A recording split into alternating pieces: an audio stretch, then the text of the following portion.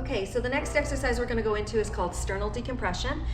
You can see Andre's chin is hooked over the roller, and there's a slight little pressure going on there. He's in a nice neutral position in his neck, and his sternum is resting right on top of the roller. His hands are beside him just to comfortably support it, as is his legs, and his legs are nice and relaxed. We're going to begin, because we don't want to spend too much time on the roller, just by gently rocking side to side. And typically you're going to go 3 times each way. So Andre's just very comfortably and naturally just falling a little bit to the left and then falling a little bit to the right. We'll do it one more time. And then you're going to go to the right and then rest yourself on top of the roller, Andre, and just stay there. Now you're going to take a breath in through your mouth, so it sounds like you're pulling a milkshake through a straw. So you're going to take a breath in to the back of the lungs, hold it, and then breathe out through your mouth and create a sound, and deflate and deflate and deflate.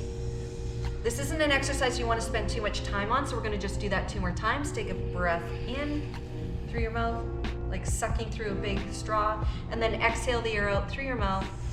Deflate, deflate. Now he can add a little bit of a chin tuck here, applying pressure, and that's going to nicely lengthen the structures in the neck. And then just do that 1 more time. Breath in.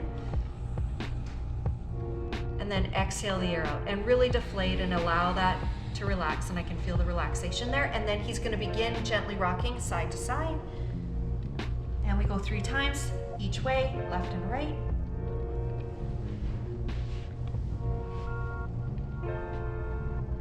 And last one.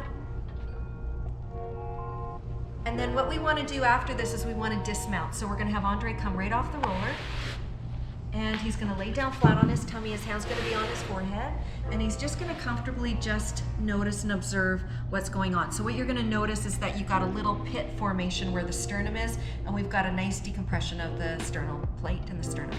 Great.